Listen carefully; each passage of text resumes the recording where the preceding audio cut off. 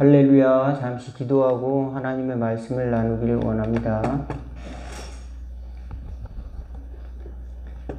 하나님 우리 아버지 감사합니다. 오늘도 어린이날 예배에 나와서 또 기도하는 모든 성도들 가운데 하나님의 평안과 또 하나님의 사랑과 또 하나님의 기뻐하심이 함께하여 주시기를 원하옵나이다.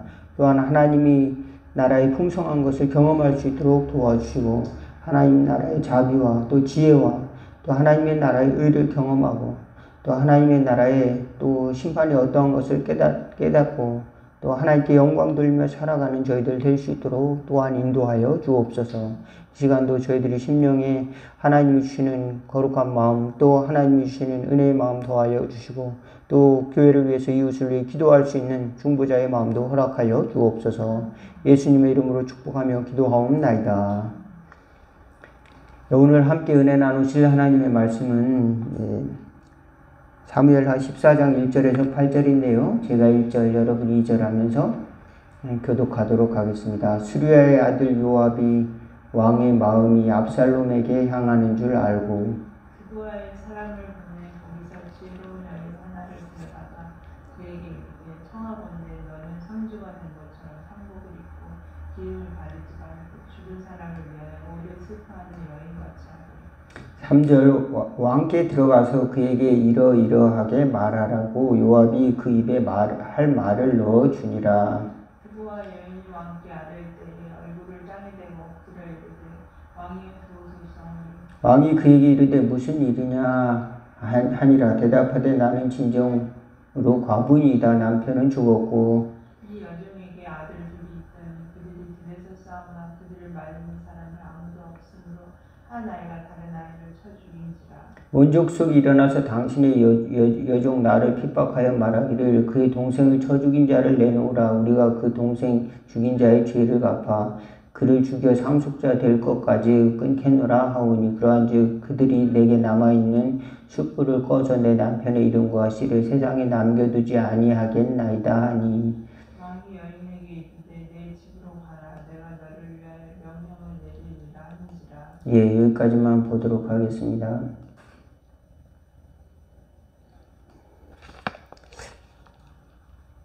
예, 오늘의 본문의 배경은 이제 다윗의 아들 압살롬이 그 이복 형제 암논을 죽였습니다. 그리고 사람을 죽인 사람은 그 동족 혈육을 죽인 존속 살해잖아요. 그렇게 되면은 그 백성 가운데 흉악한 죄가 되므로 당연히 신명기에 보면은 사람을 고살한 자는 돌로 맞아 죽어야 됩니다. 그러니까 돌로 맞아 죽어야 될 죄를 저질렀어요. 그런데 그 죄를 저지른 사람이 누구냐면 바로 다윗의 아들입니다. 그러니까 사람들이 눈에 볼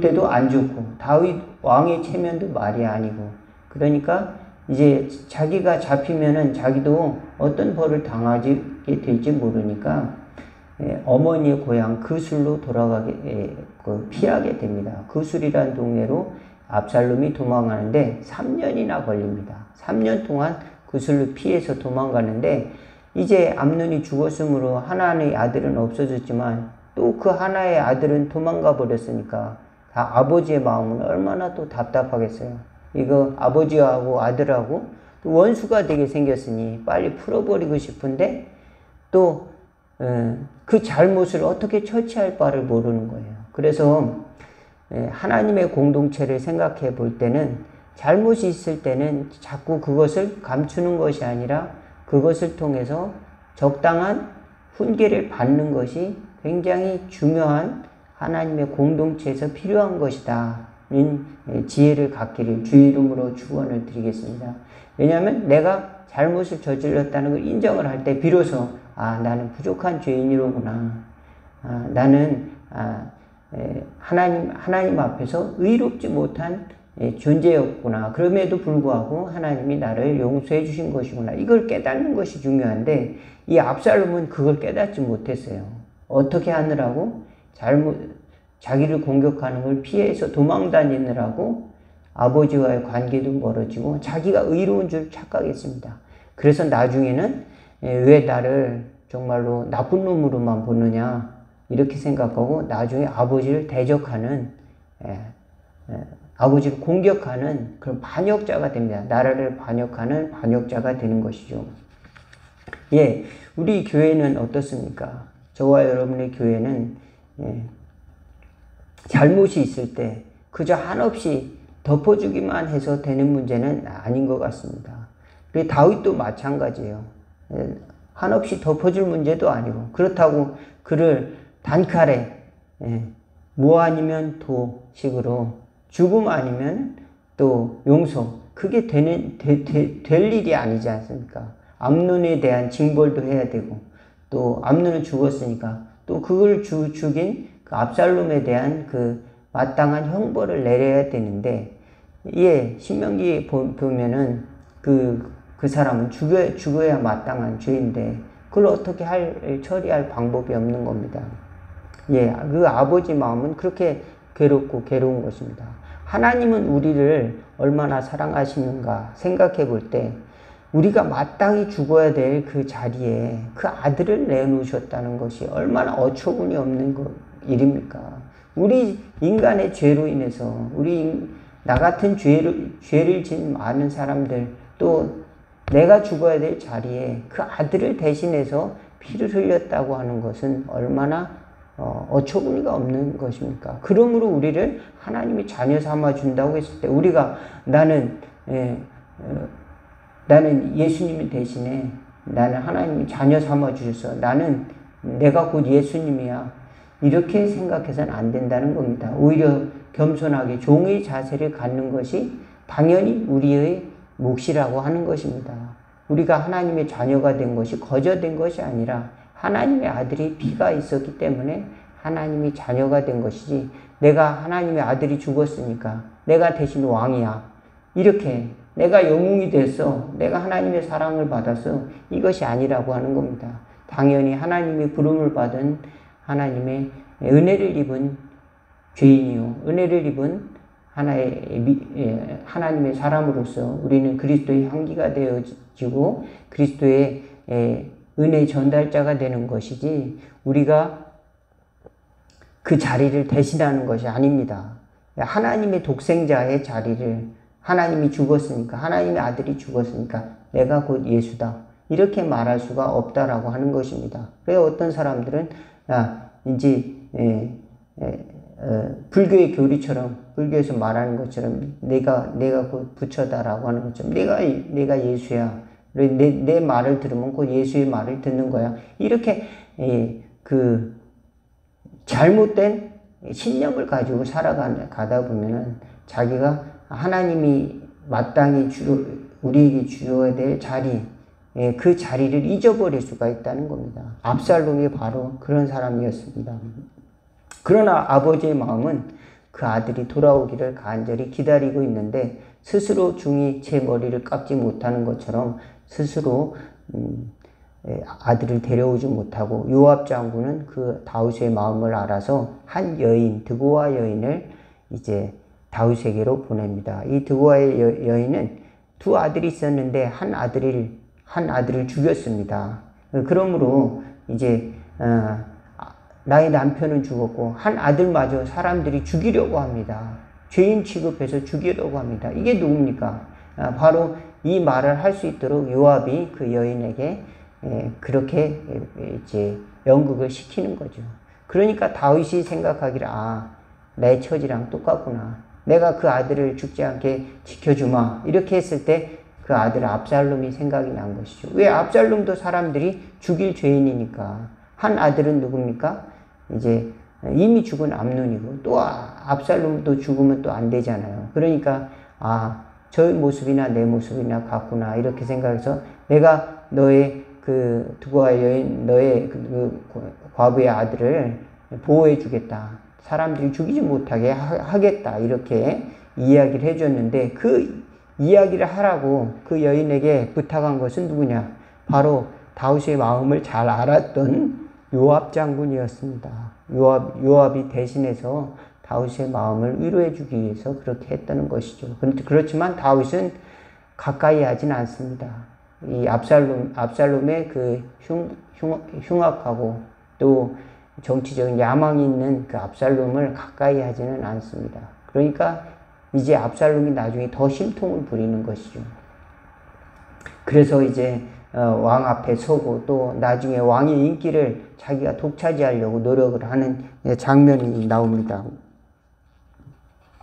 예, 우리는 살아가면서 하나님의 징계가 때로는 무섭게 보이고 때로는 고난스러워 보이지만 하나님의 징계를 받는 것이 우리에게는 굉장히 큰 축복이다. 왜 그런가 하면은 창세기에 나와요. 창세기에 남자는 이제 땀을 흘려서 밭을 갈고 일을 해서 곡식을 먹을 수 있게 되었다.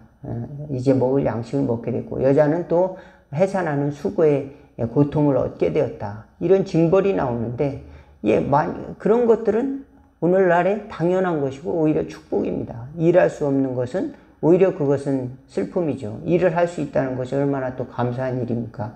또 여자가 잉태하는 것도 얼마나 큰 축복이에요. 땀을 흘려 수고하는 것도 좋은 일입니다. 예, 하나님이 징벌이라고 하는 것은 나쁜 것이 아니라 잘 겸손하게 받으면은 더 큰 악을 방지할 수가 있습니다. 예를 들어서 제가 가다가 술은 안 먹지만 술을 먹고 음주운전에 걸렸어요. 그럼 잘 된 것입니다. 왜? 가다가 사고 나서 사람을 죽일 수도 있는 거거든요. 가다가 더 큰 악을 저지를 수 있는 거거든요. 어쩌면 TV에 드러나서 많은 사람들에게 공개돼서 이 사람이 나쁜 짓을 했다 이렇게 드러난 사람들은 오히려 다행입니다. 왜? 자기가 잘못을 깨닫고 회개할 마음을 가질 수 있는 그런 자리를 공적으로 마련되어졌기 때문에 그렇습니다. 그런 사람은 다시 이제 그 자리를 빌어서 내가 이런 존재였구나 깨닫게 되는 것입니다. 그렇지만 어떤 사람은 TV에도 나오지 않고 또 죄에 걸리지도 않고 그렇습니다. 그러면 스스로 생각하기를 다른 사람도 다 죄인이고 나도 죄인이고 나는 조금 잘못했을 뿐이지만 나는 의로운 사람이야. 나는 홍길동과 같은 사람이야. 이렇게 생각을 할 수도 있는 겁니다. 자기 죄가 안 걸렸다고 생각을 해서. 그렇지만 자기 죄를 벌 받는 것이 얼마나 하나님 앞에서는 복인가 이렇게 생각할 수도 있다는 겁니다. 도둑질하고 나서 나는 홍길동이다 이렇게 말하는 것은 하나님 앞에서는 있을 수 없는 것이다. 사람 앞에서는 사람들한테는 변명할 수는 있겠지만 하나님 앞에서는 우리가 다시 돌아볼 줄 아는 지혜가 있기를 주의 이름으로 축원을 드리겠습니다. 교회는 징계가 필요합니다. 건전한 공동체를 위해서는 징계가 필요하고 그 다음에는 하나님의 자비를 구하는 또 공동체가 되어야 될 줄로 믿습니다. 우리가 심판하는 것이 아니라 하나님의 자비의 여지를 남겨두어야 하겠습니다. 그래야만이 건전한 공동체가 될 줄로 믿습니다. 한번 교회 나왔다가 이제 무슨 사건이 있어가지고 마음이 상해서 교회 안 나오면은 이제 교회를 배신해. 그리고 이제 관심도 갖지 않고 그가 다시 돌아올 여지도 주지 않는다면 그는 다시금 그 공동체로 들어오지 못하게 되겠죠. 그렇지만 어떻게 그 입장에 대해서 한 번 더 들어보고 그 입장에서 한 번 더 생각해 볼 수 있는 그런 어느 정도의 여유를 30%의 여유라도 가질 수 있다면 그는 나를 생각해 주는 부분이 있었구나 하고 다시 돌아올 여지가 있는데 뭐 아니면 도식으로 100% 네가 한번 당해봐라 이렇게 하고 정말로 냉정하게 이럴 데 없이 그를 대우한다면 그는 다시 그 공동체에 들어오기가 쉽지 않을 것입니다. 내가 여기 아니면 다른 데 없냐 이렇게 생각할 수도 있는 것이죠. 하나님의 공동체는 징계도 필요하지만 하나님의 긍휼을 구하는 그 믿음이 필요합니다. 그래서 하나님이 우리에게 넓은 마음을 주시옵소서. 그래서 계명의 길로 달려가게 하옵소서. 이 시편 기자처럼 기도할 수 있기 바라겠습니다. 다윗도 알았어요. 하나님께서는 자비한 자에게는 주의 자비하심을 내리시고 또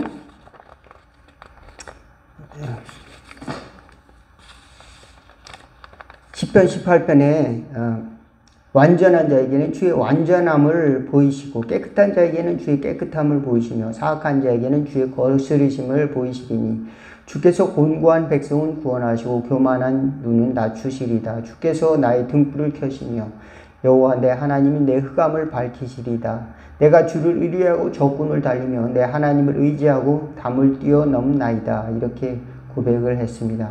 이 교회 공동체는 하나님의 자비하심이 필요한 공동체입니다. 하나님의 은혜의 표시가 되어야 될 줄로 믿습니다. 그것이 징계로 나타날 수도 있지만 그 징계가 그저 배척하기 위한 징계가 아니라 성숙을 위한 징계가 필요하다. 그러므로 우리가 어렸을 때 부모님께 혼난다고 그래서 우리가 부모님을 거역하는 것이 아니고 오히려 부모님의 말씀을 들을 기회로 삼고 나 자신을 돌아볼 기회로 삼는 것이 바로 그 이유이기 때문에 그렇습니다.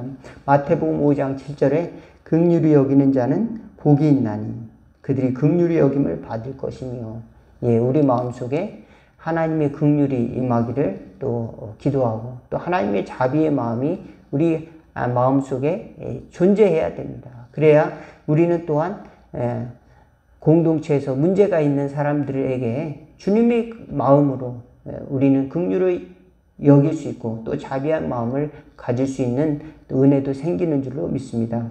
우리는 평상시에 사는 모습은 눈에는 눈, 이에는 이 이렇게 산다고 할 수 있지만 하나님의 은사, 하나님의 복은 그렇지 않다. 하나님의 복은 긍휼히 여기는 자에게 복이 있다. 저와 여러분에게 하나님의 복이 늘상 간직되어지는 축복이 있어지기를, 또 교회 공동체가 날마다 건전하게 회복되는 은혜가 있기를 또 주의 이름으로 축원을 드리겠습니다. 기도하겠습니다. 하나님 우리 아버지, 세상 사람들이 볼 때 교회를 손가락질하고 욕할 때 저희들 그들을 향해서 똑같이 싸우는 것이 아니라 하나님의 긍휼을 가지고 교회를 바라보고 또 죽어가는 영혼들, 또 교회를 향하여 삿대질하는 사람들의 마음속에 하나님의 긍휼을 가지고 또 저들도 구원을 얻기를 바라는 마음을 가질 수 있는 저희들 아량을 허락하여 주옵소서. 또 교회가 날마다 아버지 하나님의 꾸지람을 들을 수 있는, 또 하나님의 징계를 받을 수 있는 그런 겸손한 마음으로 엎드리는 종의 자세를 갖고 청지기의 자세를 가지고 하나님 앞에 엎드릴 수 있는 모든 교회 성도들이 될 수 있도록 도와주시고, 또 순종하는 교회가 되어서 마지막 날에 어린 양이 어디로 가든지 따라가는 그런 축복된 교회들이 다 될 수 있도록, 또 뜨거운 열정으로 첫사랑을 가지고 열정을 가지고 하나님을 사랑하며 또 하나님께 영광 돌릴 수 있는 교회가 될 수 있도록 인도하여 주시고, 끝까지 믿음을 지켜서 최후의 승리를 얻고 의의 면류관 또 생명의 면류관을 받는 흰옷을 입는 성도들이 될 수 있도록 축복하여 주옵소서. 예수님의 이름으로 축복하며 기도하옵나이다. 하늘에 계신 우리 아버지여, 이름이 거룩히 여김을 받으시오며 나라가 임하옵시며 뜻이 하늘에서 이룬 것 같이 땅에서도 이루어지리다. 오늘날 우리에게 일용할 양식을 주옵시고 우리가 우리에게 죄진 자를 사하여 준 것 같이 우리의 죄를 사하여 주옵시고 우리를 시험에 들게 하지 마옵시고 다만 악에서 구하옵소서. 대개 나라와 권세와 영광이 아버지께 영원히 있사옵나이다. 아멘.